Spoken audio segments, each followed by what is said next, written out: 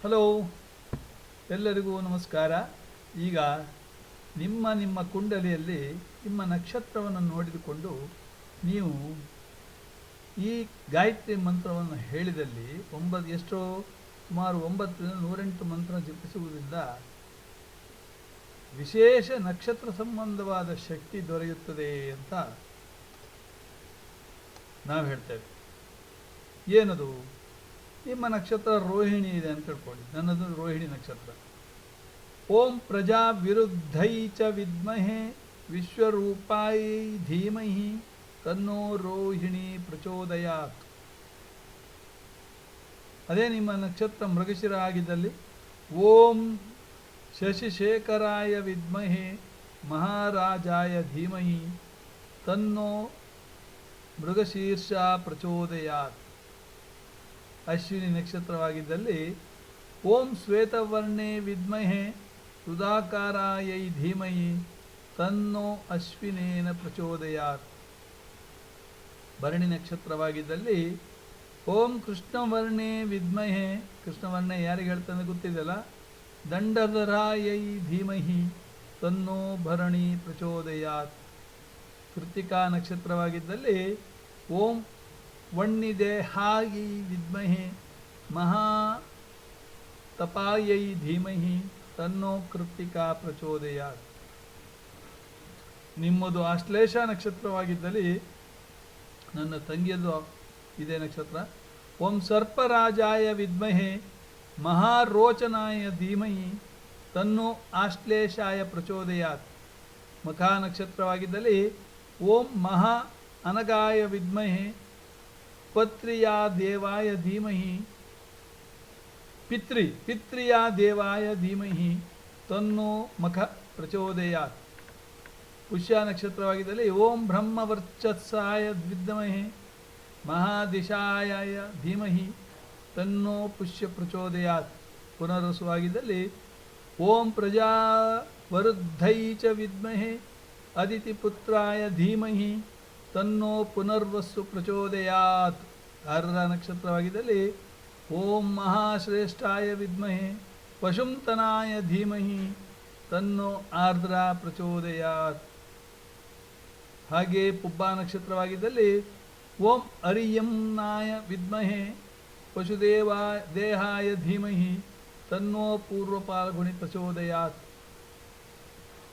ಸ್ವಾತಿ ನಕ್ಷತ್ರವಾಗಿದ್ದಲ್ಲಿ ಓಂ ಕಾಮಾಸರಾಯೈ ವಿದ್ಮಹೆ ವಿಷ್ಣು ಮಹಾನಿಷ್ಠಾಯೈ ಧೀಮಹಿ ತನ್ನೋ ಸ್ವಾತಿ ಪ್ರಚೋದಯಾತ್. ಓಂ ಕಾಮಾಸಾರಾಯೈ ವಿದ್ಮಹೆ.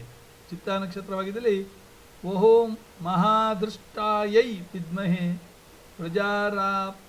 ಪ್ರಜಾರಪಾಯೈ ಧೀಮಹಿ ತನ್ನೋ ಚೈತ್ರ ಪ್ರಚೋದಯಾತ್. ಹಸ್ತ ನಕ್ಷತ್ರ ಆಗಿದ್ದಲ್ಲಿ ಓಂ ಪ್ರಯಚ್ಚಾತೈ ವಿದ್ಮಹೆ ಪ್ರಕರ ಪ್ರಣೀತಾಯೈ ಧೀಮಹಿ ತನ್ನೋ ಹಸ್ತ ಪ್ರಚೋದಯಾತ್. ಉತ್ತರ ನಕ್ಷತ್ರವಾಗಿದ್ದಲ್ಲಿ ಓಂ ಮಹಾಬಕಾಯೈ ವಿದ್ಮಹೆ ಮಹಾಶ್ರೇಷ್ಠಾಯೈ ಧೀಮಹಿ ತನ್ನೋ ಉತ್ತರ ಪಾಲ್ಗುಣಿ ಪ್ರಚೋದಯಾತ್. ಉಬ್ಬ ನಕ್ಷತ್ರವಾಗಿದ್ದಲ್ಲಿ ಓಂ ಅರಿಯಂನಾಯ ವಿದ್ಮಹೆ ಪಶುದೇವಾಯ ದೇಹಾಯ ಧೀಮಹಿ ತನ್ನೋ ಪೂರ್ವ ಪಾಲ್ಗುಣಿ ಪ್ರಚೋದಯಾತ್. ವಿಶಾಖಾ ನಕ್ಷತ್ರವಾಗಿದ್ದಲ್ಲಿ ಓಂ ಇಂದ್ರಾಗ್ನೇ ಸೈ ವಿದ್ಮಹೆ ಮಹಾಶ್ರೇಷ್ಠಾಯ ಚ ಧೀಮಹಿ ತನ್ನೋ ವಿಶಾಖಾ ಪ್ರಚೋದಯಾತ್. ಅನುರಾಧ ನಕ್ಷತ್ರವಾಗಿದ್ದಲ್ಲಿ ಓಂ ಮಿತ್ರದೇಹಾಯೈ ವಿದ್ಮಹೆ ಮಹಾಮಿತ್ರಾಯ ಧೀಮಹಿ ತನ್ನೋ ಅನುರಾಧ ಪ್ರಚೋದಯಾತ್. ಇದು ಮಹಾನಕ್ಷತ್ರ ತಿಳ್ಕೊಳ್ಳಿ. ಜ್ಯೇಷ್ಠ ನಕ್ಷತ್ರವಾಗಿದ್ದಲ್ಲಿ ಓಂ ಜ್ಯೇಷ್ಠಾಯೈ ವಿದ್ಮಹೆ ಮಹಾಜ್ಯೇಷ್ಠಾಯೈ ಧೀಮಹಿ ತನ್ನೋ ಜ್ಯೇಷ್ಠ ಪ್ರಚೋದಯಾತ್. ಮೂಲಾ ನಕ್ಷತ್ರವಾಗಿದ್ದಲ್ಲಿ ಓಂ ಪ್ರಜಾಧಿಪಾಯೈ ವಿದ್ಮಹೆ ಮಹಾಪ್ರಜಾಧಿಪಾಯೈ ಧೀಮಹಿ ತನ್ನೋ ಮೂಲ ಪ್ರಚೋದಯಾತ್. ಪೂರ್ವಾಷಾಢ ನಕ್ಷತ್ರವಾಗಿದ್ದಲ್ಲಿ ಓಂ ಸಮುದ್ರಕಾಮಾಯೈ ವಿದ್ಮಹೆ ಮಹಾಬೀಜಾಯೈ ಧೀಮಹಿ ಮಹಾಬೀಜಾತಾಯೈ ಧೀಮಹಿ ಮಹಾಬೀಜಿತಾಯೈ ಧೀಮಹಿ ತನ್ನೋ ಪೂರ್ವಾಷಾಢ ಪ್ರಚೋದಯಾತ್. ಇದು ನನ್ನ ಸ್ನೇಹಿತೆಯ ನಕ್ಷತ್ರ. ಉತ್ತರಾಷಾಢ ಆಗಿದ್ದಲ್ಲಿ ಉತ್ತರಾಷಾಢ. ಓಂ ದೇವಾಯ ವಿದ್ಮಹೆ ಮಹಾಷಾಢಾಯ ಧೀಮಹಿ ತನ್ನ ಉತ್ತರಾಷಾಢ ಪ್ರಚೋದಯಾತ್. ಓಂ ವಿಶ್ವದೇವಾಯ ವಿದ್ಮಹೆ ಮಹಾಷಾಢಾಯ ಧೀಮಹಿ ತನ್ನ ಉತ್ತರಾಷಾಢ ಪ್ರಚೋದಯಾತ್. ಶ್ರವಣ ನಕ್ಷತ್ರವಾಗಿದ್ದಲ್ಲಿ ಓಂ ಮಹಾಶ್ರೇಷ್ಠಾಯೈ ವಿದ್ಮಹೆ ಪುಣ್ಯಶ್ಲೋಕಾಯ ಧೀಮಹಿ ತನ್ನೋ ಶ್ರವಣ ಪ್ರಚೋದಯಾತ್. ಓಂ ಮಹಾಶ್ರೇಷ್ಠಾಯೈ ವಿದ್ಮಹೆ ಪುಣ್ಯಶ್ಲೋಕಾಯ ಧೀಮಹಿ ತನ್ನೋ ಶ್ರವಣ ಪ್ರಚೋದಯಾತ್. ಧನಿಷ್ಠ ನಕ್ಷತ್ರವಾಗಿದ್ದಲ್ಲಿ ಓಂ ಅಗ್ರನಾಥಾಯ ವಿದ್ಮಹೆ ವಸುಪ್ರೀತಾಯ ಧೀಮಹಿ ತನ್ನೋ ಶರ್ವಿಷ್ಠಾ ಪ್ರಚೋದಯಾತ್. ಶತಭಿಷ ನಕ್ಷತ್ರವಾಗಿದ್ದಲ್ಲಿ ಓಂ ಭೇಷಜಾಯ ವಿದ್ಮಹೆ ವರುಣದೇಹಾಯ ಧೀಮಹಿ ತನ್ನೋ ಶತಭಿಷ ಪ್ರಚೋದಯಾತ್. ಪೂರ್ವಾಭದ್ರ ನಕ್ಷತ್ರವಾಗಿದ್ದಲ್ಲಿ ಓಂ ತೇಜಸ್ವರಾಯ ವಿದ್ಮಹೆ ಅಜರಕಪಾದಾಯ ಧೀಮಹಿ ತನ್ನೋ ಪೂರ್ವ ಪ್ರೋಷ್ಠಪದ ಪ್ರಚೋದಯಾತ್. ಉತ್ತರಾಭಾದ್ರ ನಕ್ಷತ್ರವಾಗಿದ್ದಲ್ಲಿ ನಮ್ಮ ಅಳಿಯಂದು ಓಂ ಐಹಿರ್ಬುಧ್ನಾಯ ವಿದ್ಮಹೆ ಪ್ರತಿಷ್ಠಾಪನಾಯ ಧೀಮಹಿ ತನ್ನ ಉತ್ತರ ಪ್ರೋಷ್ಠಪದ ಪ್ರಚೋದಯಾತ್. ರೇವತಿ ನಕ್ಷತ್ರವಾಗಿದ್ದಲ್ಲಿ ನಮ್ಮ ದೊಡ್ಡ ಮಗಳದ್ದು ಓಂ ವಿಶ್ವರೂಪಾಯ ವಿದ್ಮಹೆ ಪೂಷ್ಣದೇಹಾಯ ಧೀಮಹಿ ಪೂಷ್ಣ ಕರೆಕ್ಟ್ ಪೂಷ್ಣದೇವಾಯ ಧೀಮಹಿ ತನ್ನೋ ರೇವತಿ ಪ್ರಚೋದಯಾತ್. ಓಂ ವಿಶ್ವರೂಪಾಯ ವಿದ್ಮಹೆ ಪೂಷ್ಣದೇಹಾಯ ಧೀಮಹಿ ತನ್ನೋ ರೇವತಿ ಪ್ರಚೋದಯಾತ್. ಪೂರ್ವಾಭಿಮುಖವಾಗಿ ನಿಂತು ಆಯಿತಾ ಗಾಯತ್ರಿ ಮಂತ್ರವನ್ನು ತ್ರಿಕರಣಪೂರ್ವಕವಾಗಿ ಶುದ್ಧವಾಗಿ ಪೂರ್ವಾಭಿಮುಖವಾಗಿ ಸೂರ್ಯನನ್ನು ನೋಡುತ್ತಾ ಇದನ್ನು ಹೇಳಿ. ಸೂರ್ಯನ ಕಡೆ, ಸೂರ್ಯನನ್ನು ದಿಟ್ಟಿಸಿ ನೋಡುವುದಲ್ಲ. ಆಯಿತಾ? ಈಗ ಕೆಲವಾರು ವಿಚಾರಗಳನ್ನು ನಿಮಗೆ ಹೇಳಲಿಕ್ಕಿದ್ದೇನೆ. ಏನಂತ ಈಗ ನೋಡಿ, ಶುಕ್ರ ಬಹಳ ಬಲವಾದ ಗ್ರಹ ಅಂತ ನಿಮಗೆಲ್ಲರಿಗೂ ಗೊತ್ತಿದೆ, ಹೌದಾ? ಸೊ ಶುಕ್ರ ಅಂದರೆ ಯಾರು? ಶುಕ್ರನನ್ನು ನಾವು ಯಾವುದಕ್ಕೆ ತೆಗೆದುಕೊಳ್ತೇವೆ?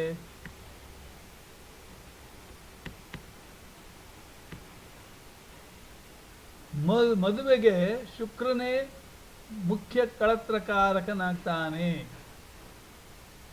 ಬೃಹಸ್ಪತಿಯು ದೇವಗುರುವಾದಲ್ಲಿ ಶುಕ್ರನು ಅಸುರ ಗುರುವಾಗಿರ್ತಾನೆ. ಶುಕ್ರನು ಇಡೀ ನಭೋಮಂಡಲದಲ್ಲಿ ಸಣ್ಣ ಗ್ರಹನಾಗಿರ್ತಾನೆ, ಆದರೆ ಆತನು ಕೊಡುವ ಫಲಗಳು ಬಹಳ ದೊಡ್ಡದು. ಬೃಹಸ್ಪತಿ ಮತ್ತು ಶುಕ್ರ ಇಬ್ಬರು ಬ್ರಾಹ್ಮಣರ ಜಾತಿಗೆ ಸೇರಿದವರು. ನೋಡಿ, ದೇವಗುರು ವಶಿಷ್ಠರು, ಶುಕ್ರಾಚಾರ್ಯರು, ಹಸುರುಗುರು ಶುಕ್ರಾಚಾರ್ಯರು. ಅವರು ಬದ್ಧ ದ್ವೇಷಿಗಳ ಅಂತ ಹೇಳ್ತೇವೆ. ಆ್ಯಕ್ಚುಲಿ ಅವರ ಆ್ಯಟಿಟ್ಯೂಡ್ ಬೇರೆ ಬೇರೆ ಆಗಿರ್ತಷ್ಟೇ. ಶುಕ್ರನು ಫಾರ್ ಲವ್ ಆ್ಯಂಡ್ ರೊಮ್ಯಾನ್ಸ್ ಕಾರಕನಾಗಿದ್ದಲ್ಲಿ ಗುರು ಏನು ಮಾಡ್ತಾನೆ? ಆ ರೊಮ್ಯಾನ್ಸಿಂದ ಹುಟ್ಟುವಂಥ ಮಕ್ಕಳ ರೂಪದಲ್ಲಿ ಮಕ್ಕಳಿಗೆ ಕಾರಕನಾಗ್ತಾನೆ.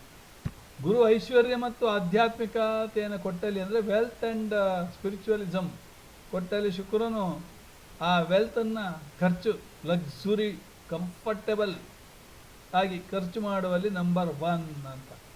ಶುಕ್ರನು ಕಾಮದಲ್ಲಿ ಸಿಗುವಂಥ ಸಂತೋಷಕ್ಕೆ, ಅಂದರೆ ಬೆಡ್ಲಿ ಹ್ಯಾಪಿನೆಸ್ಸಿಗೆ ಶುಕ್ರನು ಕಂಫರ್ಟ್ಸ್ಗೆ ಕಾರಕ ಆಗ್ತಾನೆ. ಅಂದರೆ 12ನೇ ಮನೆಯಲ್ಲಿ ಶುಕ್ರ ಇದ್ದಲ್ಲಿ, ಸಪೋಸ್ ತುಲಾ ಲಗ್ನ ಅಂತ ಇಟ್ಕೊಳ್ಳಿ, ತುಲಾ ಲಗ್ನಕ್ಕೆ 12ನೇ ಮನೆ ಕನ್ಯಾದಲ್ಲಿ ನೀಚನಾಗಿದ್ದರೂ ಕೂಡ ಅದು 12ನೇ ಮನೆಯಲ್ಲಿ ಆದ್ದರಿಂದ ನಿಮಗೆ ಬೆಡ್ಲಿ ಹ್ಯಾಪಿನೆಸ್ ಚೆನ್ನಾಗಿರುತ್ತೆ. ಆದ್ದರಿಂದ ತುಲಾ ಲಗ್ನದವರು ಭಾಳ ಎಂಜಾಯ್ ಮಾಡ್ತಾರೆ. ಇನ್ನೊಂದು ಲಗ್ನ ಯಾರು ಹೇಳಿ?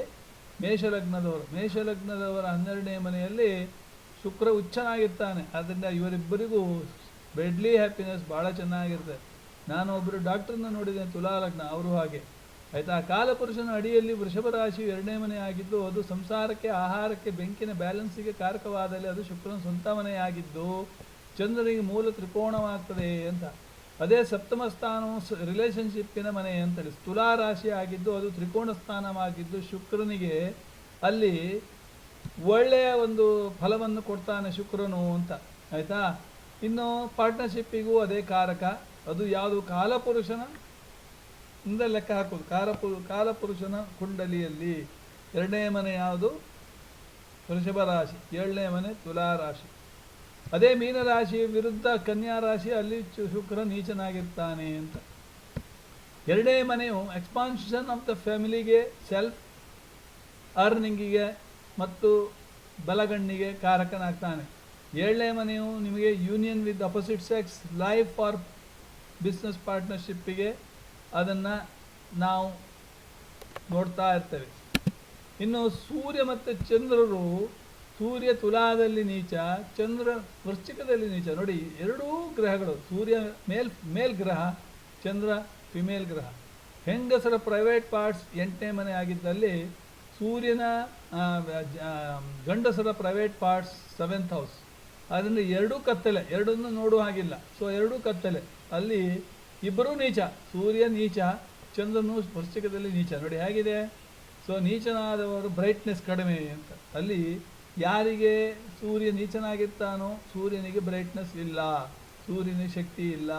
ಚಂದ್ರನು ನೀಚನಾಗ್ತಾನ, ಮನೋಕಾರಕ ಚಂದ್ರ ನೀಚನಾಗಿದ್ದಲ್ಲಿ ಅವರ ತಲೆ ಮಂಡ್ಯ ಹಾಳು. ಯಾಕಂದರೆ ಯಾವಾಗಲೂ ನೆಗೆಟಿವ್ ಥಿಂಕಿಂಗ್ ಜಾಸ್ತಿ. ಗಂಡನನ್ನು ಮೇಯಿಸುವವರು ಅಂತ ಹೇಳ್ತೇವೆ ನಾವು. ಯಾವುದೋ ಈ ವೃಶ್ಚಿಕ ರಾಶಿಯ ಹೆಂಗಸರು ಯಾರು ಇದ್ದರೆ ಗಂಡನನ್ನು ಮೇಯಿಸ್ತಾರೆ. ಅವ್ರು ಹೇಳಿದಂಗೆ ಗಂಡ ಕುಣಿತಾ ಇರ್ತಾರೆ. ತಕ್ಕತ್ತ ದಿಮ್ಮಿಕ್ಕಿಟ್ಟ ದಿಮ್ಮಿಕ್ಕಿಟ್ಟ ತಾ ಕಿಟ್ಟ ತದಿಕ್ಕಿಟ್ಟ ತೋಂಕಿಟ್ಟ ತಾ ದಿಂದ ಗಿಟ್ಟು ತಾ ಕಿಟ್ಟ ಕಿಟ್ಟ ತಕ್ಕ ತೋ ದಿನಕ್ಕು ದಿಕ್ಕು ತಕ್ಕ ದಿಂದ ಗಿಟ್ಟು ಗೈ ದಿಂದ ಗಿಟ್ಟು ಗೈ ದಿಂದ ಗಿಟ್ಟು ಗೈ ಅಂತೇಳಿ. ಆಯಿತಾ?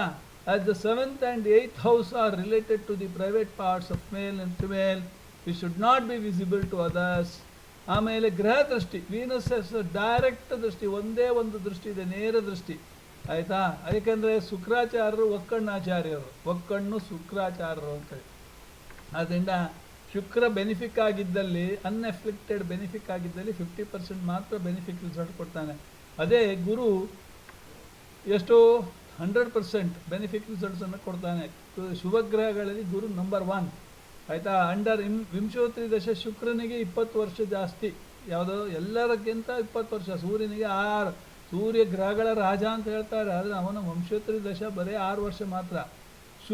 ಶುಕ್ರನಿಗೆ 4ನೇ ಮನೆಯಲ್ಲಿ ದಿಗ್ಬಲ ಸಿಗ್ತದೆ. ಈಗ ನಿಮ್ಮ ಕುಂಡಲಿಯಲ್ಲಿ ಮಿಥುನ ಲಗ್ನಕ್ಕೆ 4ನೇ ಮನೆ ಬುಧನ ನೀಚ ಸ್ಥಾನವಾಗಿದ್ದರೂ ಕೂಡ ಅಲ್ಲಿ ದಿಗ್ಬಲ ಇರ್ತದೆ. ಆದ್ದರಿಂದ ದಿಗ್ಬಲ ಇರುವಾಗ ನೀಚತ್ವ ಏನೂ ಇಲ್ಲ, ತಿಳ್ಕೊಳ್ಳಿ. ಆಯಿತಾ? ಭತ್ತ ಕುಂಡಲಿಯಲ್ಲಿ ಶುಕ್ರನು ಏಕಾಂಗಿಯಾಗಿದ್ದು ನೀಚನಾಗಿದ್ದರೆ ಅದು ಕೂಡ ಒಳ್ಳೆಯದೇ, ಜಾತನಿಗೆ ಉತ್ತಮನೆಂದೇ ತಿಳಿಯಿರಿ. ಆಮೇಲೆ ಶುಕ್ರನು ಭಾಳ ಕಂಫರ್ಟೇಬಲ್ ಆಗಿರ್ತಾನೆ. ಒಂದು ವೇಳೆ ಅದು ಅವನ ಸ್ವರಾಶಿ ಆಗಿದ್ದಲ್ಲಿ, ಮೂಲ ತ್ರಿಕೋಣ ರಾಶಿ ಆಗಿದ್ದಲ್ಲಿ, ಉಚ್ಚ ರಾಶಿ ಆಗಿದ್ದಲ್ಲಿ, ಅಥವಾ ಸ್ನೇಹಿತನ ಮನೆಯಾದ ಬುಧನ ಮನೆಯಲ್ಲಿ ಅಥವಾ ಶನಿಯ ಮನೆಯಲ್ಲಿದ್ದಲ್ಲಿ, ಶನಿ ಮನೆ ಯಾವುದು ಹೇಳಿ? ಮಕರ ಮತ್ತು ಕುಂಭ. ಬುಧನ ಮನೆ ಮಿಥುನ ಮತ್ತು ಕನ್ಯಾದಲ್ಲಿ ಇದ್ದಲ್ಲಿ ಶುಕ್ರ ಒಳ್ಳೆಯ ಫಲಗಳನ್ನೇ ಕೊಡ್ತಾನೆ ಅಂತ. ಯಾಕಂದರೆ ಅವನಿಗೆ ಸ್ವ ಇಚ್ಛೆ, ಅಲ್ಲಿ ಸ್ವಂತ ಸ್ನೇಹಿತನ ಮನೆಯಲ್ಲಿ ಫ್ರೀಡಮ್ ಸಿಗ್ತದಲ್ಲ. ಶುಕ್ರನು ಒಂದು ಸೂರ್ಯನ ಜೊತೆಯಲ್ಲಿ ಇಲ್ಲ, ಹಿಂದೆ ಮುಂದೆ ಇರ್ತಾ ಇರ್ತಾನೆ. ಆದರೆ 43 ಡಿಗ್ರಿಗಿಂತ ಹೆಚ್ಚಿಗೆ ಇದ್ದರೆ ಅವರಿಗೆ ಮದುವೆ ಆಗುವುದು ಸ್ವಲ್ಪ ತೊಂದರೆ ಆಗ್ತದೆ. ಮದುವೆ ಆದರೂ ಕೂಡ ಅತೀ ಲೇಟಾಗಿ ಆಗುವಂಥ ಸಾಧ್ಯತೆ ಉಂಟು. ಆಯಿತಾ? ಮದುವೆ ಆದ ಮೇಲೂ ಕೂಡ ಕಿರಿಕಿರಿ ಉಂಟು ಅಂತ ನೀವು ನೋಡ್ಕೊಳ್ಳಿ. ನಿಮ್ಮ ಕುಂಡಲಿಯಲ್ಲಿ ನೋಡ್ಕೊಳ್ಳಿ. ಹಿಂದೆ ಮುಂದೆ ಅಥವಾ ಯುತಿಯಲ್ಲೇ ಸೂರ್ಯ ಇರ್ತಾನೆ, ಸೂರ್ಯ ಶುಕ್ರ ಒಟ್ಟಿಗೆ ಇರ್ತಾನೆ. ಇಲ್ಲಾಂದರೆ ಹಿಂದೆ ಮುಂದೆ ಇರ್ತಾನೆ. ಆಯಿತಾ?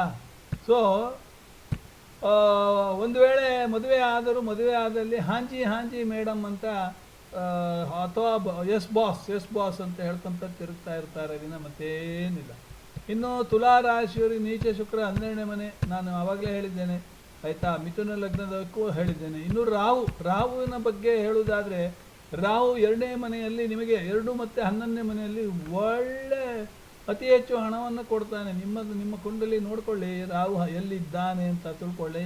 2ನೇ ಮನೆಯಲ್ಲಿದ್ದರೆ ಫಾರಿನ್ ಕರೆನ್ಸಿ ಇನ್ಕಮ್ ಬರ್ತದೆ, ಬ್ಯಾಂಕ್ ಬ್ಯಾಲೆನ್ಸ್ ಅಂತ ತೋರಿಸುತ್ತೆ. 11ನೇ ಮನೆಯಲ್ಲಿ ಸ್ನೇಹಿತರಿಂದ ಹಣ ಬರುವುದು ಜಾಸ್ತಿ ಆಗ್ತದೆ. ರಾಹು ಚಂದ್ರನ ದೃಷ್ಟಿಸುತ್ತಿದ್ದಲ್ಲಿ ಆರೋಗ್ಯ, ಅದರಲ್ಲಿ ಮೆಂಟಲ್ ಹೆಲ್ತ್ ಮತ್ತು ತಾಯಿಯೊಡನೆ ಇವರ ಸಂಬಂಧ ಕೇಳ್ತದೆ. ಯಾರದೇ ನೋಡಿ, ರಾಹು ಚಂದ್ರ ಒಟ್ಟಿಗಿದ್ದಲ್ಲಿ ಅವರ ತಾಯಿ ಜೊತೆಗೆ ಸಂಬಂಧ ಚೆನ್ನಾಗಿರುವುದಿಲ್ಲ, ತಿಳ್ಕೊಳ್ಳಿ. ಆಯಿತಾ? ರಾಹು ಚಂದ್ರ ಅದನ್ನು ನಾವು ಹೇಳುವುದಲ್ಲ, ಇದು ಜ್ಯೋತಿಷ್ಯದಲ್ಲೇ ಇದೆ. ರಾಹು ಚಂದ್ರ ಒಟ್ಟಿಗಿದ್ದಲ್ಲಿ, ರಾಹುವಿನ ದೃಷ್ಟಿ ಚಂದ್ರದ ಮೇಲೆ ಇದ್ದಲ್ಲಿ ಅವರ ಮೆಂಟಲ್ ಅಸ್ತಿತ್ವದಲ್ಲಿ ಇರುವುದಿಲ್ಲ, ಹತೋಟಿಯಲ್ಲಿ ಇರುವುದಿಲ್ಲ, ಕಂಟ್ರೋಲಲ್ಲಿ ಇರುವುದಿಲ್ಲ. ಆಯಿತಾ? ಅವರ ಮಾತಿಗೆ ಹೆಚ್ಚು ನೀವು ಬೆಲೆಯನ್ನು ಕೊಡುವ ಹಾಗೂ ಇಲ್ಲ, ತಿಳ್ಕೊಳ್ಳಿ. ಇನ್ನು ಟ್ರಿಕ್ ಭಾವದಲ್ಲಿ ಇದ್ದಾಗ, ಟ್ರಿಕ್ ಭಾವ ಅಂದರೆ 3, 6, 8, 12ನೇ ಮನೆಯಲ್ಲಿ ರಾಹು ಕೇತುವಿನ ನಕ್ಷತ್ರದಲ್ಲಿ ಅಥವಾ ಕುಜನ ನಕ್ಷತ್ರ ಇದ್ದರೆ ಜಾತಕನ ಸರ್ಜರಿಯನ್ನು ಮಾಡಿಸ್ಕೊಳ್ಬೇಕಾಗ್ತದೆ.